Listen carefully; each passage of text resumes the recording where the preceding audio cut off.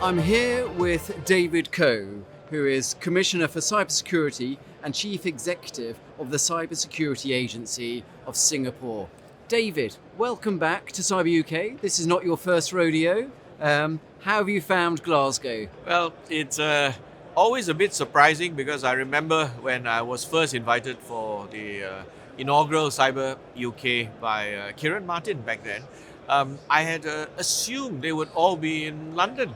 And when I finally said yes, then I found myself in a totally different city. No, this is not my first one. I've had the opportunity to come to more than one, but happy to be in Glasgow and happy to be in Cyber UK again. Well, we are honoured to have you back and delighted that you are here with us in Glasgow. And not only are you here, you are the very first non-NCSCer to host a panel discussion on the main stage. So thank you very much for doing that. And how are you feeling about it all?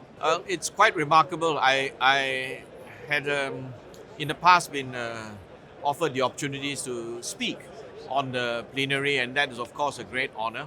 And I had assumed we would be doing something similar this year, and this time around I had found that I'll be actually hosting the session. And more remarkably, I discovered that there'll be no one from the UK on that session. So I think it's a bit of a bold move on the part of the NCSC to have a bunch of foreigners there with no adult supervision on the stage. No telling where that conversation will go. What could go wrong? What could Indeed, go wrong? Yeah. indeed. Well, we look forward to the conversation, and as we look back on this, we can review it. But David, thank you very much. But I saw you in the main sessions this morning. What did you make of them? I came out from the opening plenaries.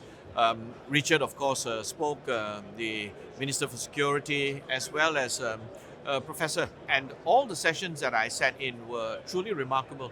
I think what struck me in particular was this sense of community, exemplified by a lot of the conversations, including the fireside chat with Director General of GCHQ, as well as the Commanding General. It struck me that there was a clear sense of community, a whole of government approach, as it were. That clearly was a takeaway from my perspective, that HM government is approaching this from a coordinated manner. Of course, being in government myself, I understand that we have interdepartmental challenges. They're scalable. We have them in Singapore as well. But notwithstanding that, clearly connected effort on the part of the UK government and NCSC. And the second element which clearly resonated with me was this sense of community. It wasn't just the government who was speaking about the challenges, but the inclusion of industry. You're in this with us. We need your help. We have to do this together. And that element is something that I will be bringing back to Singapore. I don't think we do enough of this in Singapore, and I clearly was taking notes, and will bring this back home and aspire to emulate some of that inclusiveness with industry that I saw here. And in terms of that community, Professor Margaret Heffernan spoke about willful blindness and the importance of building a good culture within an organisation where people can speak up. Is that something that resonated with you? And Yes, definitely. I think Professor Margaret's comment of willful blindness resonated. I think that it is something which she mentioned some factors which included hierarchical organizations, etc.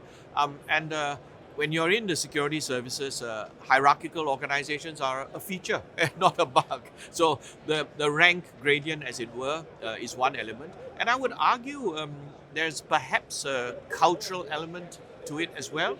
In Asia, there is a deference for seniority, both in terms of rank as well as in age. So I get away with a lot of things by virtue of my white hair and my seniority of position. And sometimes it's an effort to make sure that you don't end up in a situation where the emperor has no clothes, and you want to encourage the the staff to speak up. So it is an uphill battle, but that clearly resonates. Yes, it is something that is possible, but effort needs to be put into it. Now, we are here in Glasgow at CyberUK 2026 celebrating 10 years, or marking the 10 Right. years and celebrating 10 years of the National Cybersecurity Centre of the United Kingdom. A lot's happened in 10 years. I have my own thoughts, but we don't need to hear those today. What about your thoughts? What do you see as the main changes over the last 10 years? Well, it's a great question. First of all, I've been in position for 11 years. So CSA is just a year older than the NCSC. So we just celebrated our 10th anniversary, and then myself, 11 years in position. And 10 years is a long time in cybersecurity. I'd say that some reflections. First of all, when we first started the business, it was what one might consider classical cybersecurity. So a lot of us came from backgrounds where we were software developers, IT, network people. We've seen multiple shifts to OT systems which control our power plants, cloud computing, quantum, and of course AI. No conversation about cybersecurity would be complete without some mention of AI. And all of these shifts have come off the back of one another. So they've just been layered on and just making the job more complex, and the speed in which the changes have come have also accelerated. So I would say that in the beginning, 10 11 years ago, it was a change every 2-3 years. And then now looks like they're coming like one a year. And then now with AI, it's coming every month or so. And each change expands the work that we have to do. We now have to be experts, not just in quantum, but also in AI. And I think it's a huge demand in terms of the scope of work, the depth of understanding that we need, and in the number of stakeholders that we have to engage, not just domestically, but internationally. I think we all recognize that we can't do this by ourselves. We have to leverage the ecosystem, so whether it's industry or academia in our domestic jurisdictions. But secondly, it's also the need to engage widely internationally. From Singapore's perspective, small country, this comes naturally to us. And when we engage internationally, we also see the need to engage not just with like-minded partners, but also people who we don't quite agree with. So you're familiar with the Singapore International Cyber Week, and we make it a point to invite the Chinese Yes. and the Russians to SICW. Like I said, the objective of the exercise is to make sure that we have diverse voices. It's no point just having that conversation with people whom you agree with and share similar views on, but it's also important to have conversations with people who have very different views. The hope is that we can have those difficult conversations. If we don't, then our concern is that we have to deal with much more difficult consequences. And I mean, as part of that, there's a lot in there, and especially with the depth of understanding, working with different stakeholders, working with partners and allies, and as you say, being willing to have those difficult conversations. David, Richard Horn has written recently about the threats and opportunities posed by AI. What are your views on that? It's a great question. It's a broad question, but in my view, I think it's spot on. The reality is that AI and technology, for that matter, is upon us. We don't have the option to opt out of it, to conceptually move into that slow lane. It'll be almost like trying to stop the tide. Technology, AI offers so many opportunities in terms of education, social interaction, opportunities for societies to uplift themselves. So I think it will be wrong for us to deny our citizens the opportunities that AI and technology writ large offer. The challenge obviously is to equip them so that they can adopt these technologies, seize these opportunities in a safe and secure manner. So I think that with all technologies, there are, firstly, it's a double-edged approach. There are opportunities and there are risks.